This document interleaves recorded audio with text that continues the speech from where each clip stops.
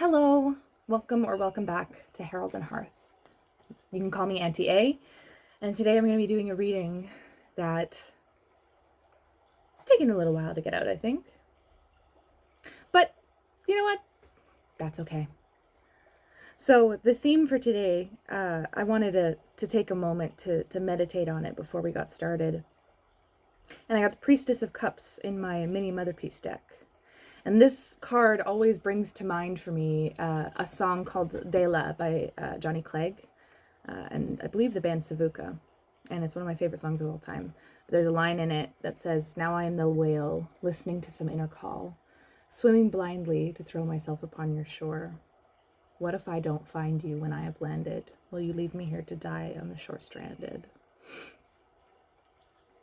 So I'm going to set that in the center. Up here. I hope you've been doing all right. I hope you've been doing well.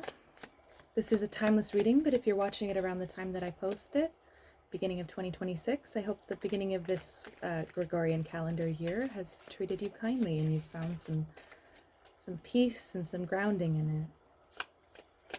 I'm so curious, Spirit, what's happening here with this card? There is a faith for moving forward, but there is also equal doubt or fear, am I hearing? And almost a little bit of shame for that doubt, a bit of shame for that fear. It's like, what if I don't find you when I've landed? Will you leave me here stranded? I'm sensing, there is a real concern. There are real fears that exist, real concerns that exist in your life. And having faith is not a question of removing the fear entirely, because without a little bit of doubt, is it really faith? Interesting. What do we have here? Ooh, lots more green. There's a lot of, you've been really centering your feelings lately, your emotions lately, your heart. You've had your eye on the prize. You've been working towards reaching something very important to you. And even though in some ways in your life, perhaps you're receiving your flowers, it doesn't feel right. It's not what you want. And maybe there's a bit of shame about saying, thank you for the flowers, thank you for this recognition, while still balancing this inner knowing of, I am looking somewhere else. There's something else. There's something more. Ooh, beautiful. And it jumps out just like that. Yeah, there's something more. 7 of Cups.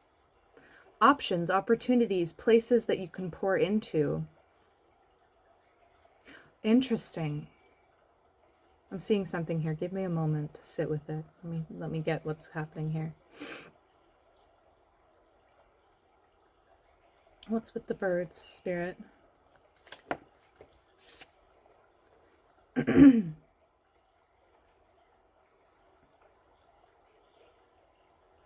Interesting. This message feels like it's almost in a different energetic dialect than I'm completely used to, and that's completely okay. Totally welcome. I'm happy to host.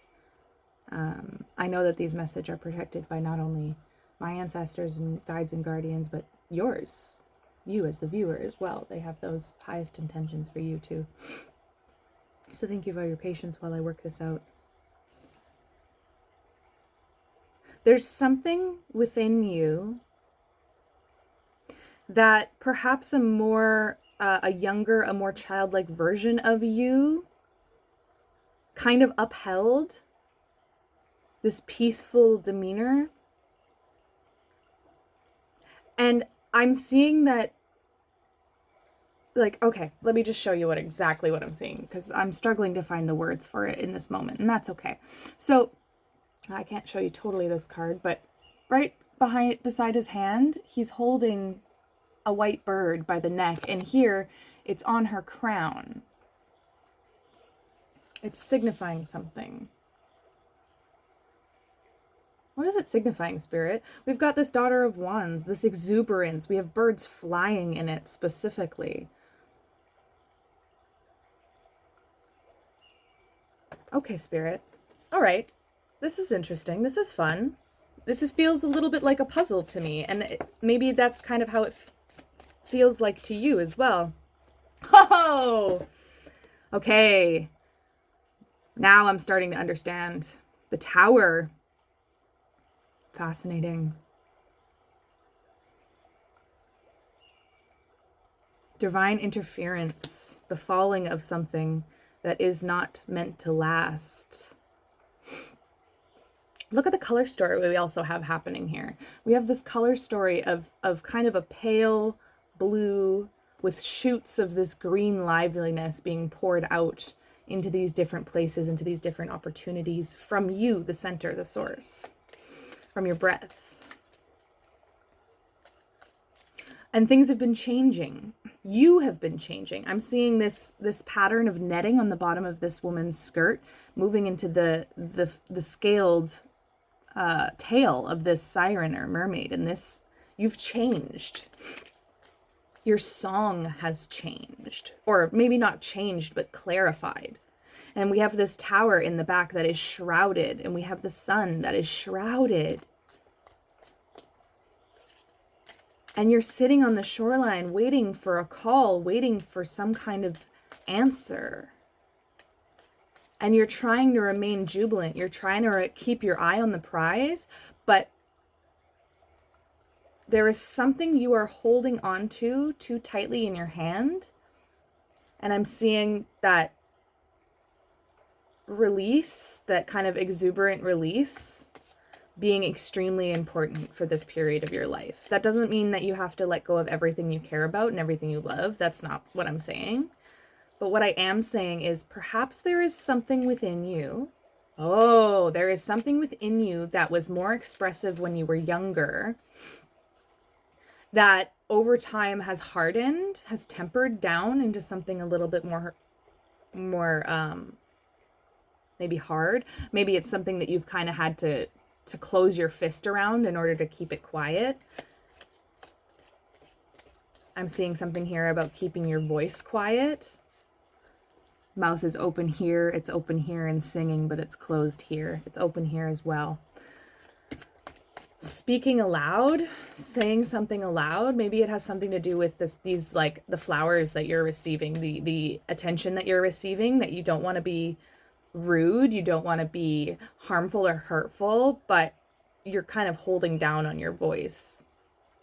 There is a way to speak your truth without hurting somebody, especially when it's important, because this tower is meant to fall. Not the whole island, not your entire foundation, but this foundation, this thing. Because this color story we go from kind of this empty blue into this, blue with some green and purple into heavier green with the solar plexus. And we have the sun as well, with which is, in Rider Waite is divinity, is self-divinity, right? Self-sovereignty. And it's almost like, oh, interesting. You have your eye on something to do with your self-sovereignty. That's kind of your goal. And so there it is. So you are willing to let this tower fall. You're just not sure how it's going to feel. You're not sure. There's a lot of restriction in this card, the Son of Swords. There's a lot of held energy, holding back energy. And you're being reminded that your spirit can move, your body can move. Now, I don't want to make assumptions about who is watching this video in the capacity of your physical body, because we all have different situations going on. But in the way that you are able, okay? In the way that you are capable of freeing your spirit, of returning to this childlike jubilation and innocence. It's not to say that you are shunning your responsibility for actions that you've taken. It doesn't mean that you're scapegoating. It doesn't mean that you're spiritually bypassing. What it means is that you are welcoming back this gentleness into yourself, releasing the hold you have a little bit. Yeah. we have the Son of Cups here. So we're moving from the Son of Swords, who is holding this bird so tightly so it can't even sing. And then we have the Son of Cups, who is meditating, balanced. He's playing music, and there are birds singing alongside him. Connected to his emotions. Maybe that's something. We have a lot of connectedness to emotions and connected to the root here. But I'm also seeing a lot of like this blue, and this is where the blue is crackling. Maybe it's something that you speaking truth causes this kind of rift. Maybe causes, or not causes, but sparks this tower moment. And you may have people around you who say, you're too much. Calm down. Stop moving so much. Stop moving like that. And you don't want to, because you understand that although they are trying to give you something, they're trying to give you solid practical advice, what they're actually doing, Five of Swords, is pressing down. And I mean, you got to use your discernment for this. This is a confirmation. I'm not telling you anything that you don't know.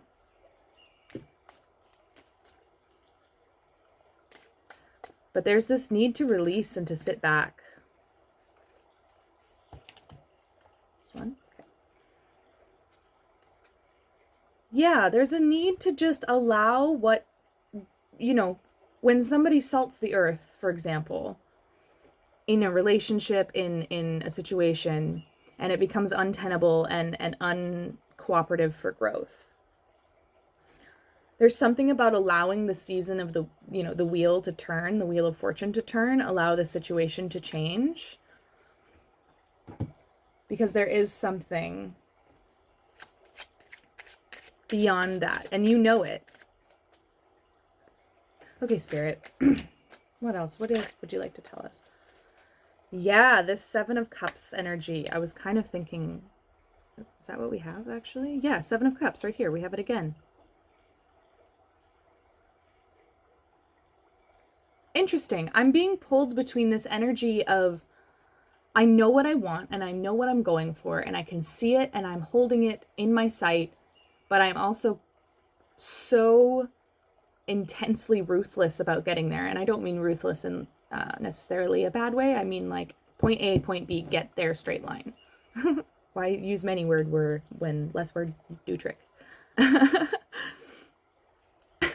Sorry, it's very funny. But it's a very tight, very held energy, very steely energy. And then we have this character over here who is giving and giving and giving, but they're also indecisive.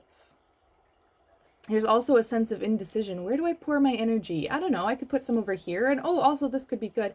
That's not an indictment. That's just saying sometimes we don't hold the same focus. But both of these things can be unbalanced. And there's a call for balance. There's a call for loosening the grip a little bit, but maintaining our point of view at what you're looking at. This on the table? No.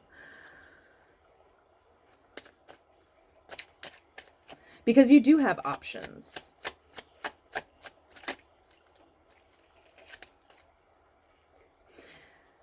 There is a very big concern here about stability. I'm hearing somebody is deeply concerned about the financial and material stability that may come after this.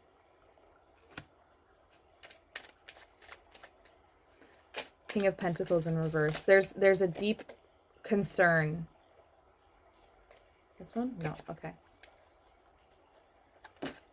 Oh, okay. Well, ha ha ha. Oh, that's very good. Okay. Yeah, you're moving on from that lack mindset. And this is part of that. This is part of that process, okay? The falling down of an old foundation, of an old way of understanding the self, allowing you to kind of come to a point of peace where you can share your truth honestly, but being balanced with groundedness and rootedness. Because I understand that there is a very real concerns, about stability, what are you going to eat? Where are you going to lay your head at night? Those are real questions. And I'm not going to pretend that those aren't very big questions that have some very difficult answers in this time. Okay? I'm not gonna. But I will, I will point out that there is a choice. There is a choice in how we perceive it, how we go approaching it. Okay? So there is a level of practical understanding, kind of, I'm hearing from guides and guardians, of we understand why it's hard to release on this one. We're not saying it's easy. We're not saying that it should be super easy to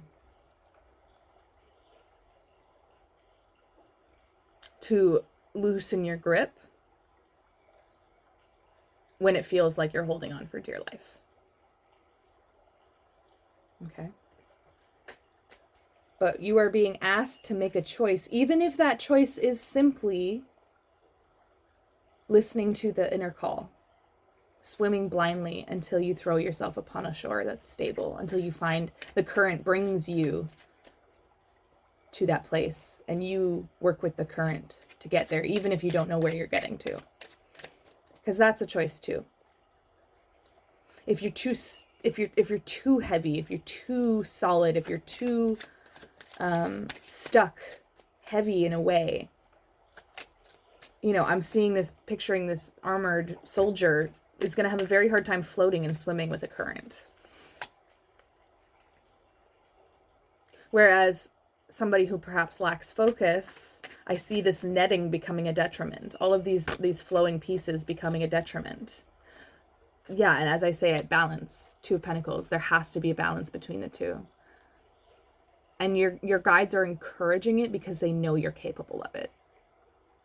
This isn't something where they're calling you to something you're incapable of, okay? Because it does require balance, and it does require a choice. But I think there is a sense within you that you are less capable than you actually are.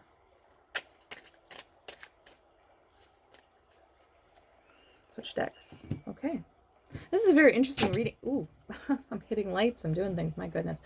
This is a very interesting reading. I gotta be honest. It's very much about balance. It's very much about empowered choice for the self.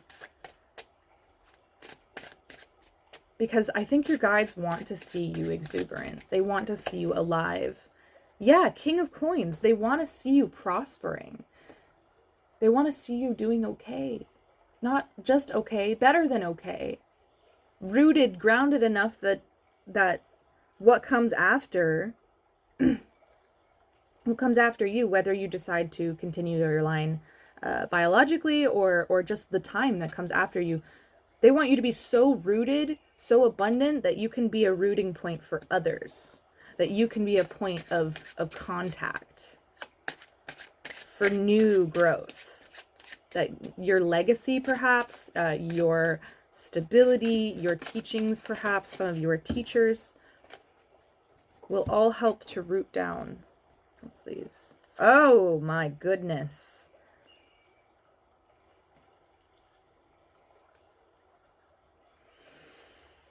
Oh.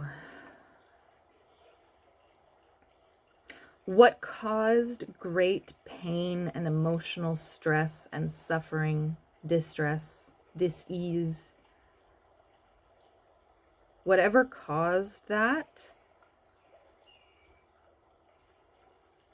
I'm almost seeing this transformation of this person who is completely put apart, completely set aside from everyone else, completely separated from a community, maybe ostracized for whatever reason.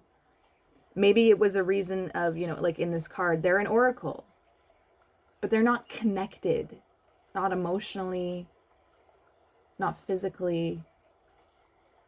They're fully set apart, and people don't see them as part of their community. They see them as something other, versus the Six of Wands, where they are welcoming home a community hero, celebrating their return. I'm hearing hugs. I'm hearing cheering. I'm hearing, you know, hey, you're home. Oh my gosh. Come here. Let me give you a hug, you know. Let me celebrate you. You've made it so far.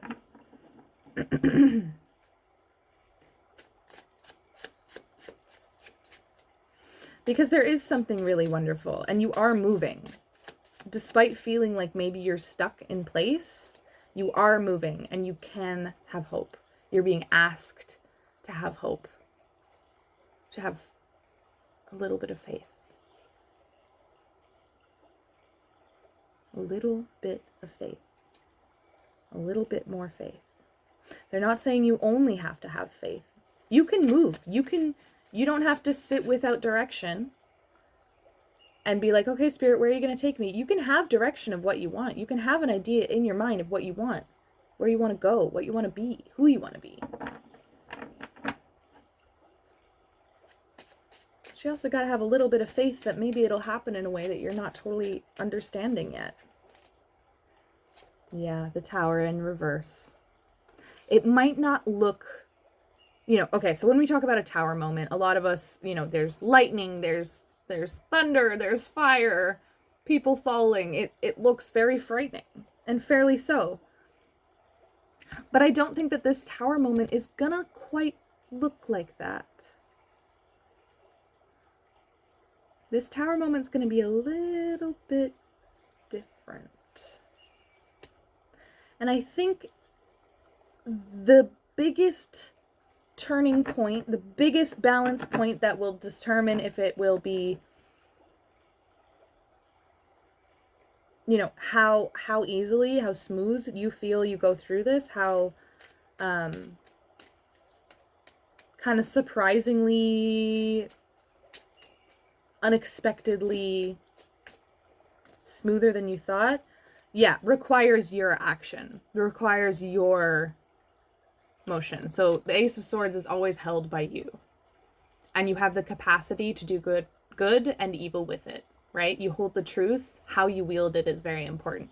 So you're being told how you wield your perspective of yourself right now, your understanding of where your place is in the world, of your place in your community, because you are more powerful than you have previously thought. There is a strength here. I can feel it. I can feel it in this reading. I can feel it in the way that the guides, the guardians, the angels, the ancestors are speaking. They're speaking with no nonsense because they know you don't need nonsense. They know you don't want nonsense right now. You want clarity. And that's why we're getting the Ace of Swords. You want clarity. You want unmistakable. I'm hearing. Unmistakable. Can you get some last messages for this group, Spirit? Thank you. What else? One more. Thank you. I'm hearing it's going to fall right into your lap. Once you make the choice, 333 on the clock when I said that, once you make the choice, it's just going to happen. Yeah, the Shaman of Swords.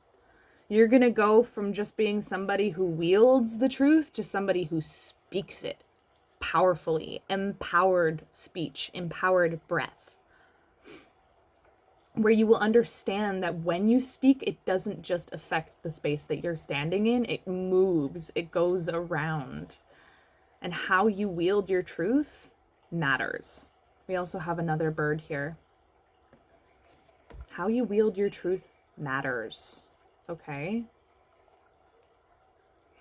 And what a beautiful message to end this on. 3 of Discs. You are not alone in this. And if you feel alone right now, it's because this foundation is cracking and you're being prepared.